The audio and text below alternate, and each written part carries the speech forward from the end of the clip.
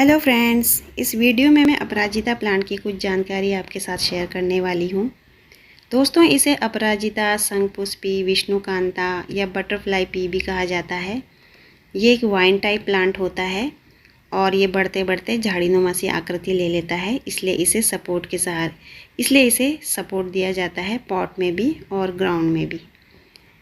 तो दोस्तों, जब मैंने प्लांट ख़रीदा था तो इसमें एक फ्लावर आया हुआ था और जब वो फ्लावर सूख गया तो इसमें एक सीड पॉट तैयार हो गया है। इसमें जब फ्लावर आते हैं, सूख जाते हैं तो सीड पॉट तैयार हो जाता है। ये देखिए, स्टार्टिंग में ये ग्रीन कलर का होता है, लेकिन धीरे धीरे सूखते सूखते ये ब्राउन कलर का हो जाता है। तो इस समय इसे तोड़ के स्टोर कर लेना चाहिए और जब सीड से लगाने का समय आता है तो उस समय हम इससे नए नए प्लांट तैयार कर सकते हैं। इन्हें सीड से और कटिंग से दोनों तरह से तैयार किया जा सकता है। ये देखिए, मैंने इनके सीड निकाल दिए हैं। सीड से कैसे तैयार करना है ये मैं आपको बताती हूँ। तो इनके सीड निकालने के बाद इन्हें पानी में भिगो देना चाहिए कम से कम 6 से 7 घंटे तक। उसके बाद इन्हें मिट्टी में, सैंड में या कोकोपीट में आप लगा सकते हैं। तो मेरे एक डेफिन बाकिया के पॉट में मैंने इन्हें किनारे किनारे इनके सीड 1 इंच की गहराई तक लगा दिए थे और एक सदाबहार का पॉट है तो उसी में मैंने इसे कुछ सीड्स उसमें भी मैंने इन्हें लगा दिए थे। तो ये देखिए, अब बड़े हो गए हैं। तो ये दोस्तों सैंडी टाइप की सॉइल में जल्दी जल्दी जर्मिनेट होते हैं। ये देखिए, ये सीड और कटिंग दोनों से लगाए जा सकते हैं। कई लोग कहते हैं कि कटिंग से नहीं लगा सकते, इनकी स्टेम बहुत पतली होती है, लेकिन ऐसा नहीं है। मैंने इन्हें सीड और कटिंग दोनों से लगाया है। तो इसके लिए सीड से और कटिंग से दोनों से लगाने का समय स्प्रिंग सीजन सबसे बेस्ट होता है। उसके अलावा आप रेनी सीजन में भी लगा सकते हैं।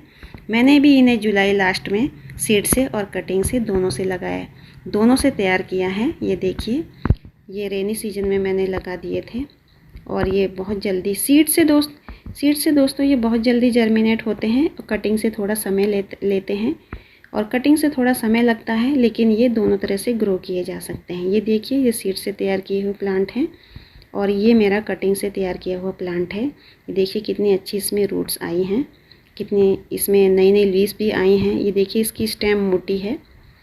तो ये मैंने कटिंग से तैयार किया है। 4 से 5 इंच की कटिंग आप इसे ले सकते हैं और किसी भी सैंड में या कोकोपीट में या फिर मिट्टी में आप इसे लगा सकते हैं।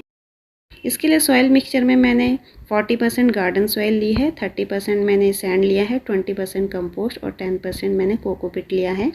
इसके अलावा मैंने इसमें नीम की खली और सरसों की खली भी डाल दिया है।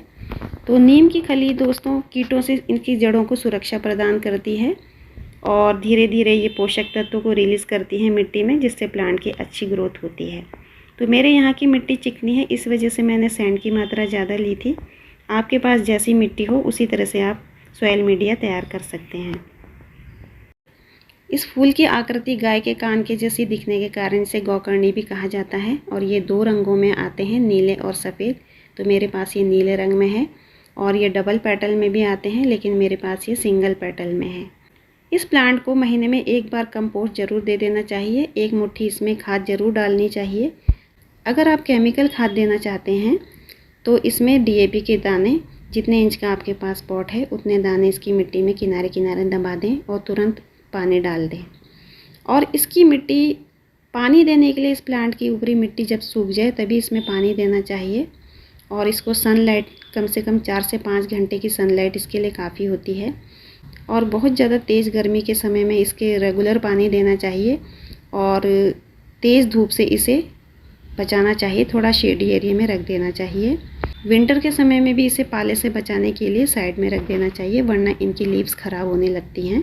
तो जैसे कि मैंने कहा, ये वाइन टाइप प्लांट होता है, ये झाड़ीनुमा सी आकृति ले लेता है। तो ग्राउंड में इसे बाउंड्री के सहारे लगाया जा सकता है या फिर किसी डोरी की सहायता से इसे सपोर्ट दिया जाता है और पॉट में भी इसे स्टिक का सपोर्ट दिया जाता है।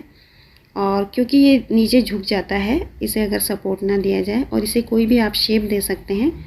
इसमें फ्लावर का समय फरवरी से लेकर अक्टूबर तक इसमें बहुत ज़्यादा मात्रा में फ्लावर आते हैं, लेकिन विंटर और समर के टाइम में इसमें फ्लावर कम आने लग जाते हैं, लेकिन ये लगभग साल भर फूल देता ही रहता है।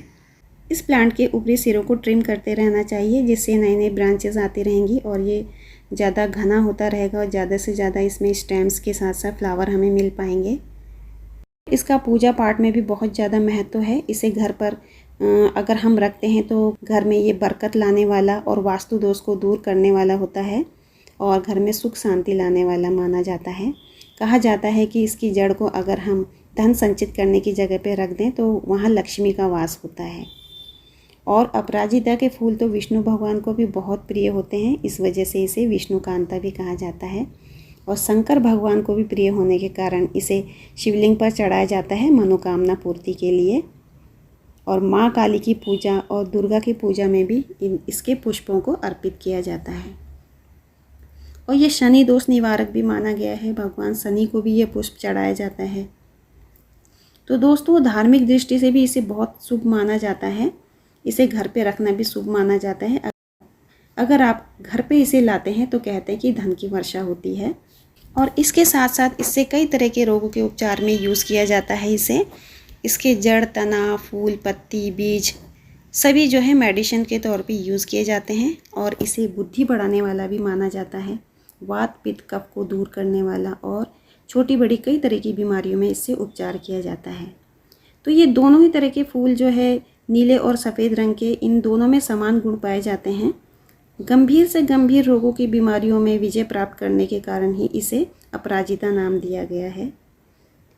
इससे कान दर्द, दांत दर्द, पाचन से संबंधित समस्या या आँखों की समस्या और स्किन की समस्या, यहाँ तक कि जहर का नाश करने वाला भी इसे माना गया है। अनेक बीमारियों में ये बहुत ही लाभकारी सिद्ध हुआ है। तो दोस्तों ऐसा गुणकारी पौधा हमें अपने घर में ज़रूर रखना चाहिए जो घर में सुख शांति, धन संपदा लाने वाला और बरकत लाने वाला हो।